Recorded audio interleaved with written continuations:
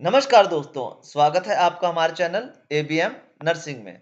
तो आज का हमारा टॉपिक है national malaria eradication and control programme. तो चलिए शुरू करते हैं। सबसे पहले हम पढ़ेंगे इसका इंट्रोडक्शन कि मलेरिया होता क्या है, इसमें क्या-क्या होता है, क्या-क्या प्रॉब्लम्स होती हैं, ठीक है? तो मलेरिया एक ऐसी बीमारी है जो मतलब पैरासाइट से फैलती है, ठीक है? जो भी कीड़े-मकोड़े होते हैं, ठीक है?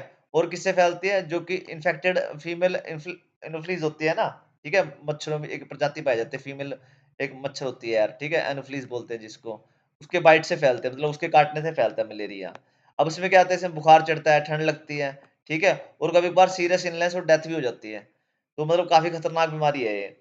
अब इसके लिए क्या प्रोग्राम चलाया गया था? नेशनल मलेरिया इरेडिकेशन प्रोग्राम चलाया गया था, ठीक है? इंडिया में चलाए गए थे ताकि हम मलेरिया से फाइट कर सकें, उसको एलिमिनेट कर सकें। अब पढ़ते हैं इसकी हिस्ट्री के बारे में कि हिस्ट्री क्या है इसकी, इन प्रोग्राम्स की। तो सबसे पहले जो 1953 में ना, ये पहले तो सबसे पहला प्रोग्राम बनाया था गया था नेशनल मलेरिया कंट्रोल प्रोग्राम, मतलब एमपीसीपी, सॉरी एनएमसीपी, ये लॉन्च किया गया था। ठीक है? तो मतलब ये तभी इसका नाम पहले कंट्रोल ही था, रेडिकेशन बाद में आया है। तो इसका एम क्या था कि मलेरिया का कंट्रोल करना है, ठीक है? स्प्रे वगैरह डीडीटी स्प्रे करके, और जो भी बीमारी हो रही है उनको ट्रीटमेंट करके उसका, ठीक है? तो ये काफ़ी सक्सेसफुल रहा। तो 1958 में क्या हुआ, इसके सक्सेस की वजह से एक और प्रोग्राम लॉन्च किया गया, एनएमईपी, ठीक है? इस मतलब क्या था इसका, नेशनल मलेरिया इरेडिकेशन प्रोग्राम, ठीक है? तो इसका क्या ये मतलब किसको रिप्लेस किया था इसने? एनएमसीपी को, ठीक है? और जो उसकी एक्टिविटीज़ थी ना, उसको एक्सपेंड किया था इन्होंने ज़्यादा अक्रॉस द कंट्री।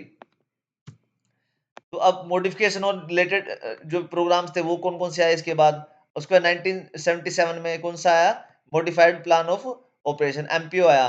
जो जो भी मतलब पहले प्रोग्राम बने थे एरेडिकेशन और कंट्रोल वाले, उनको क्या किया, मॉडिफाई किया गया, क्योंकि जो इसके ना मलेरिया केस 1977 में बढ़ने लग गए थे, तो इसलिए एक और नया प्रोग्राम लाया गया। अब 1995 में एक और प्रोग्राम लॉन्च किया गया, जो कौन-सा था? नेशनल एंटी मलेरिया प्रोग्राम, ठीक है?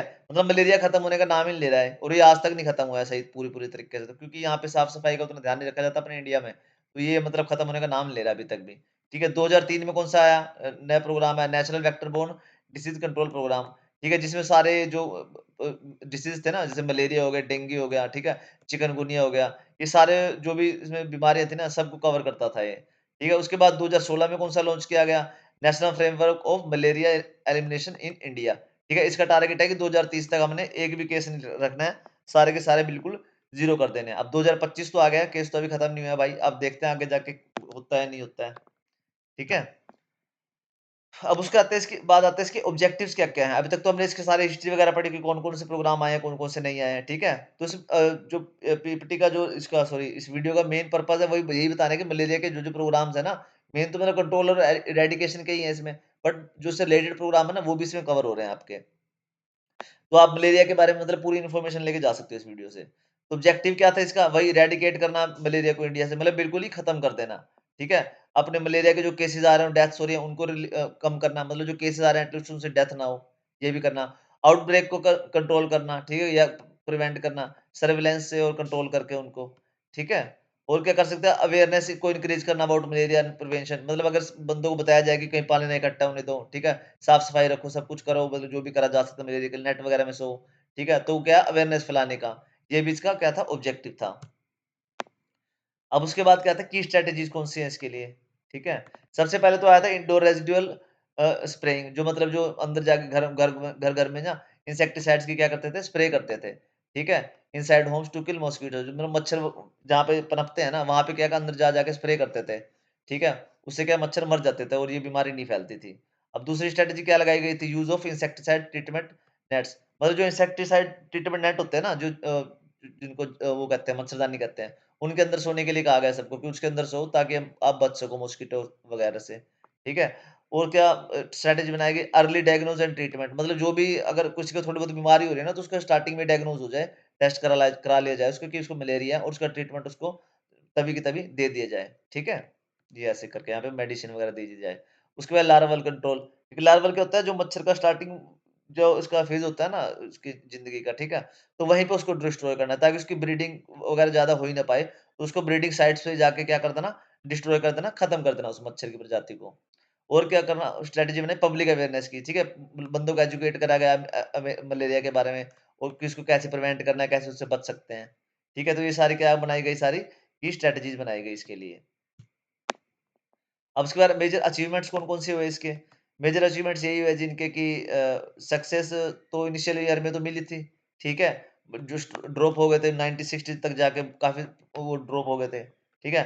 बट ये चैलेंजेस लेटर लेटर आया अपने पास, ठीक है, मतलब उसके बाद चैलेंजेस आने शुरू हुए क्योंकि मच्छर भी चालू निकले भाई थोड़ा, ठीक है। मलेरिया क्या हुआ, रिसर्च हो गया 1960 70s में, ठीक है, दोबारा आ गया क्योंकि मॉस्किटोज थे ना, उन्होंने रेसिस्टेंस दिखाना शुरू कर दिया, जो बीमारी दवाइयाँ उन पे छिड़की जाती थी ना, वो उनसे मरते ही नहीं थे फिर, डीडीटी वगैरह, मतलब यूज्ड टू हो गए होंगे वो, ठीक है, उनको भी अच्छा लगने लग गया कि दवाई है चलो। और उसके बाद रिवाइवल ऑफ एफर्ट, अब उसके बाद एक और स्ट्रेटेजी लाई गई थी, ठीक है, रैपिड डायग्नोस्टिक टेस्ट, ठीक है, और बेटर मेडिसिन इंट्रोड्यूस करी गई, ठीक है, ताकि इनसे अच्छी तरह लड़ा जा सके। तो ये सारी क्या थी, मेजर अचीवमेंट्स थी। अब उसके बाद करंट स्टेटस क्या है जी, करंट स्टेटस तो ये है कि खत्म तो हुआ नहीं है, ठीक है, अभी टारगेट तो ये बनाया कि 2030 तक इसको खत्म करा जाएगा बिल्कुल। उसके बाद के प्रोग्राम भी अभी लाए गए हैं, जैसे national framework of malaria elimination, ठीक है, एनएफएमई, ये भी है कि गाइड करता है एफर्ट्स को। और के बाद हाई रिस्क स्टेट्स हैं, उनको भी थोड़ा ज़्यादा सीरियसली लिया जा रहा है, जैसे उड़ीसा हो गया, छत्तीसगढ़ हो गया, झारखंड हो गया, ठीक है, और नॉर्थन ईस्टर्न स्टेट्स है, जैसे बिहार, उत्तर प्रदेश हो गया, मतलब जो भी यार जितने भी गरीब स्टेट्स है ना, ठीक है, गरीब हो गया, थोड़ी वहाँ पे एजुकेशन कम है, ठीक है, तो वहाँ पे कोशिश करी जा रही है कि इनको फटाफट खत्म करा जाए, क्योंकि वहाँ पे अभी भी ज़्यादा केस क्या होते हैं, रजिस्टर होते हैं, रिपोर्ट होते हैं। अब चैलेंजेस कौन से आ रहे हैं इसमें? चैलेंजेस तो वही है, सबसे पहले तो कि मॉस्किटो ना रेसिस्टेंट हो गए इंसेक्टिसाइड्स के, ठीक है? उनको जो डालते हैं उनको दवाइयों का फ़र्क ही नहीं पड़ता, ठीक है? और जो ड्रग रेसिस्टेंट है मलेरिया का, उस स्ट्रेन्स में ही है, ठीक है?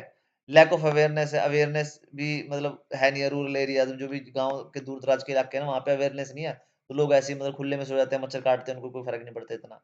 और डिफिकल्टी इन रीचिंग होम, अब जो रिमोट एरियाज़ है, जो बिल्कुल दूर-दूर के हैं, वहाँ पे ट्रीटमेंट पहुँचाना भी दूर मुश्किल हो जाता है। जो पहाड़ों इलाकों में रह रहे हैं, काफ़ी दूर-दूर रह रहे हैं, वहाँ पे क्या है कि वो ट्रीटमेंट पहुँचाना ही बहुत ज़्यादा मुश्किल हो रहा है। डॉक्टर्स वगैरह नहीं जा पा रहे हैं वहाँ पे, ठीक है? अब कन्क्लूज़न क्या निकलता है जिसका? कन्क्लूज़न यही निकलता है जी कि जो एनएमईपी है ना, ये मेजर स्टेप है टुवर्ड्स एलिमिनेटिंग मलेरिया। ये इंडिया को में से मलेरिया को एलिमिनेट करने में, खत्म करने के लिए बहुत अच्छा स्टेप है, ठीक है। अगर कंटिन्यूस एफर्ट करेगा तो हम 2030 तक, हमारा भी टारगेट है, हमारा भी सबके पूरी कंट्री का, हमारे का, कि इसको हम बिल्कुल खत्म कर देंगे और मलेरिया फ्री बना देंगे पूरी इंडिया को, ठीक है। अब सक्सेस इस चीज पर डिपेंड करता है कि हमारी गवर्नमेंट कैसे काम करती है, हेल्थ वर्कर काम करते हैं, कैसे काम करते हैं, और पब्लिक मतलब हम भी कैसे काम करते हैं, कि कितना लोगों को जागरूक करते हैं, कितना लोग इसके बारे में लोगों को बताते हैं। तो ये सब चीजें इसको मिला के क्या कर सकते हैं, इसको खत्म कर सकते हैं मलेरिया को। तो ओके बच्चों, thanks for watching, please like share and subscribe ABM nursing. अगर यार टॉपिक में कोई डाउट हो तो प्लीज कमेंट करके पूछना, और कोई और टॉपिक पूछना हो तो आप वो भी आप कमेंट करके पूछ सकते हैं। ये एक पेड पीपीटी है यार, अगर ये चाहिए हो तो किसी को भी आप कमेंट करके मांग सकते हो।